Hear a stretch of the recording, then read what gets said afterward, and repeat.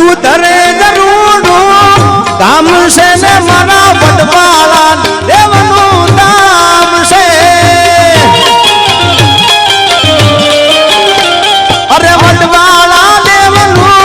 નામ છે ને મારા કણીરામ બાપુનું રાજ છે એ ગાડી 14 પરગણાની હોય રે